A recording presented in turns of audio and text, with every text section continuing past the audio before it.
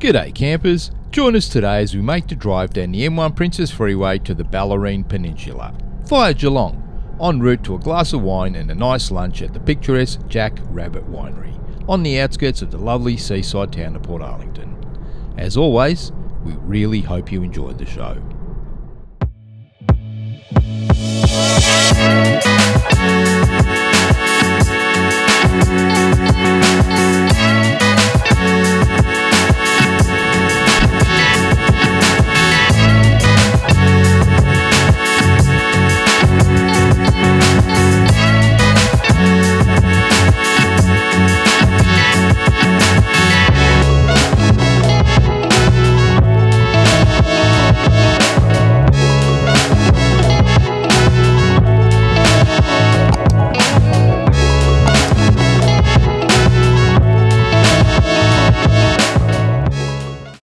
As we approach the Geelong city centre, as you can see from the churches and some of the buildings and former homes, you can see the age of Geelong starts to become a little bit more evident.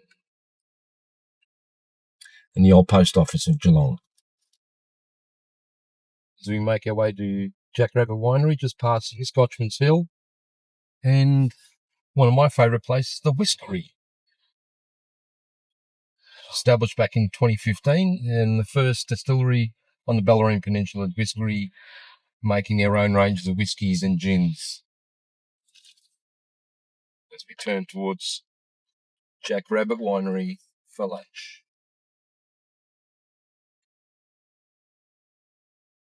There is a number of different wineries in this region, including Bennett's, Kilgore, Scotchman's Hill, and Tarinda Estate. Kilgore Estates, which originally owned the Jack Rabbit Winery. First vines planted in 1989, opening a restaurant in 1996, selling on to the current owners of Jack Rabbit in 2010. We like Jack Rabbit due to its location and view across the bay. Wines and foods are quite pleasant, quite enjoyable. We visited most of these wineries, but hey, feel free to drop us a line if there's anyone in particular you'd like us to visit, document on our channel here at Just Love Travel and Dining. As you can see as we drive down here, Tarinda Estate to the right, again very pretty, and Jack Rabbit to the right. Again, to my left, your right, or my left. It is quite a picturesque location, Jack Rabbit, and one of our favourite places to visit. Hope you enjoy our lunch today as much as we will.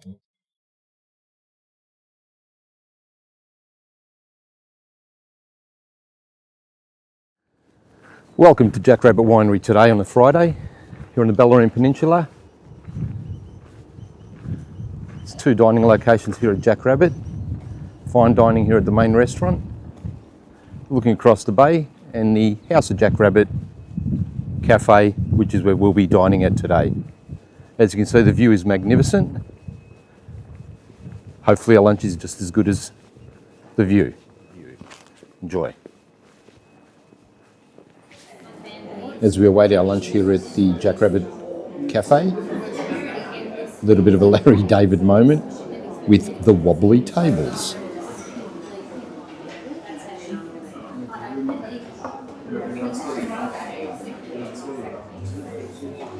And that's after I've done a little bit of a running repair to try and shore them up. But a beautiful location here. Just ordered lunch and waiting for its imminent arrival. Just enjoying a nice bottle of Jack Rabbit Sauvignon Blanc, circa 2023. Enjoying the view.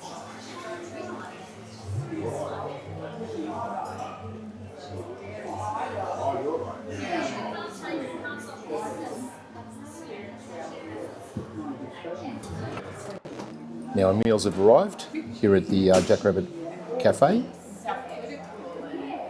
I've gone for the calamari, and Louise has gone for the fish and chips, which today is a ling. Lovely bottle of white and a magnificent view.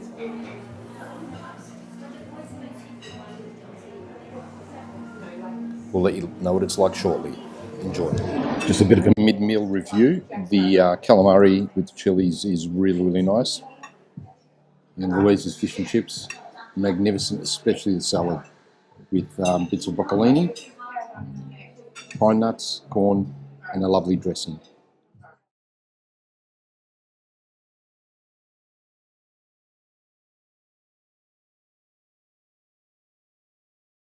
And just like that, lunch is done.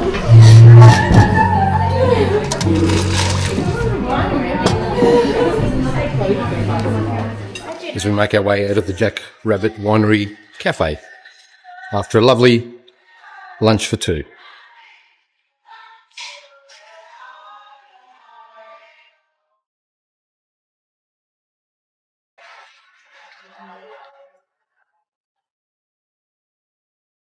Spectacular view from the front of the winery. Worth the drive on its own.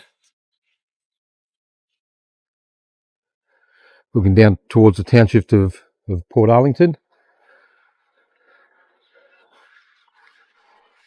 And a beautiful spring day. Across the bay towards Melbourne in the mist. It's just a really nice place to enjoy a lunch. Lovely little destination.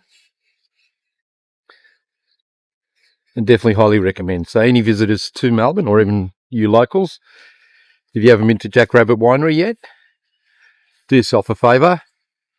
Food on point. Fish chips probably nicer than the calamari.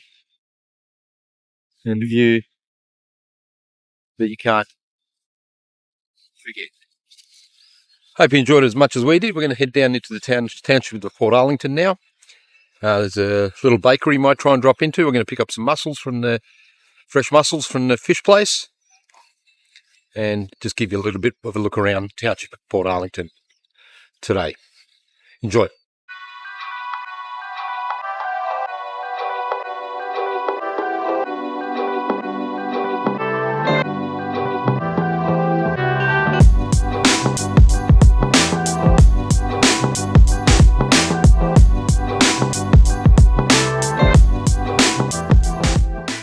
Not sure what's down here in front of the restaurant.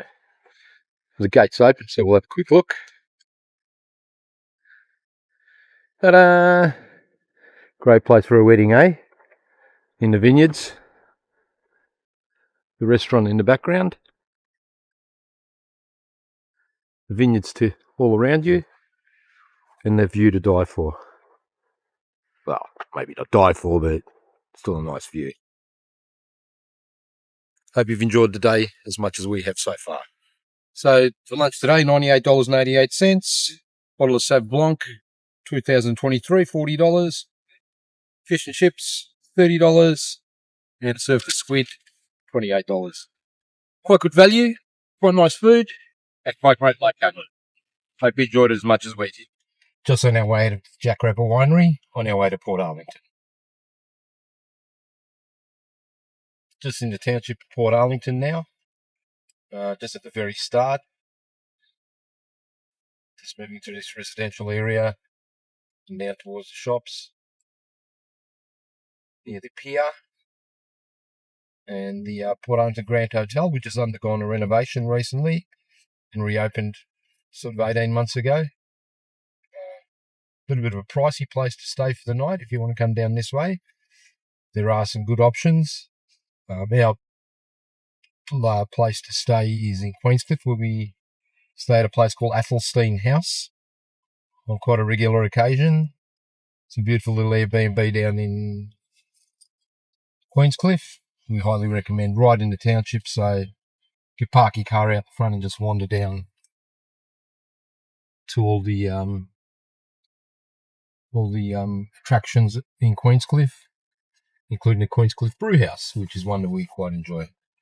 But yes, Portarlington, where we're going through at the moment, also has one of the oldest looking Chinese restaurants on record, I believe. It's just closed down.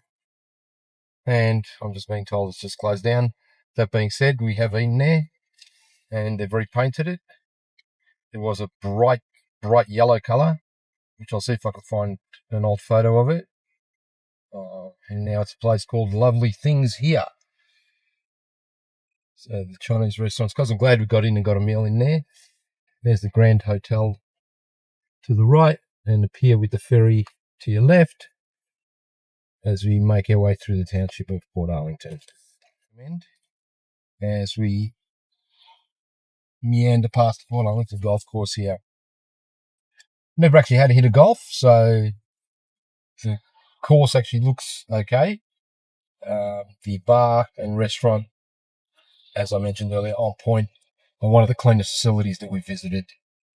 Full stop. And as you can see by the traffic, all the roads seem to be leading to the Portarlington Golf Club. Well, good facilities for the kids as well. Like I said, the food and the beers and the wines on point. And just to reiterate the point, one of the cleanest facilities we've been to have such a bit. They're very basic. The classic golf club food, ranging from your parmesanas to your steaks to your lasagnas. Always a special on certain nights of the week, so jump on their website and have a look. Worth availing yourself to some of the specials that they've got. As I mentioned, very well priced. Albeit basic food, quite nice. Lovely little town of St Leonards here in the Bellarine Peninsula. One of our favourite little places to visit. We've actually stayed the night at the St Leonards Hotel, and what a spooky experience that was as the pub closed down, and we really felt like, and I think we were the only tenants in the building. So that was a little bit unusual. Prices skyrocketed astronomically here during and post COVID. So for something you would have paid less than $400,000 for prior to COVID, now you're probably paying at least double at around $800,000 Australian. So these waterfront properties command a premium price now. So anyone looking to get into the market down here, probably pre-COVID would have been the time to do that. As we approach the brightly painted St Leonards Hotel, beautiful aqua green blue colour. What colour would you call that, Louise? Green. And we stayed in one of those apartments up there, and the new development here on the right, opposite the pier. New apartment complex here in St Leonards. Only 2 stories, obviously some sort of building regulations that potentially prohibit building any higher than that. And there's past the St Leonards Hotel. The name of the little fish shop that we recommend. It's called, guess what? St Leonards Fish and Chippery. And that, in a nutshell, is St Leonards. The Grand Hotel in Portarlington. Iconic as it is old. But that being said, fully refurbished. It's in the Portarlington bakery called the Portarlington Bakehouse. Award-winning bakery. I don't know whose awards, but they have won some awards, and we have actually purchased items from there, and very, very nice. As we make our way once again past the old Chinese restaurant that is no more. Yes, the old Chinese restaurant is no more, but it was your old classic Chinese, small town Australiana Chinese restaurant, serving the traditional Australiana Chinese dishes. We did eat there once, I'm told, just a month or so before it closed, and the food was fine. Food was delicious, but again, just catering to the true Australiana Chinese palate. Is it succulent? It's a succulent Chinese dish or dinner. Certainly, we're never going to win any amazing culinary awards, but it was quite nice and quite iconic and unique to the area. And even though we're not locals, a little bit sad to see it go. As we stop in at Jenkins and Son's to pick up our mussels for our drive home.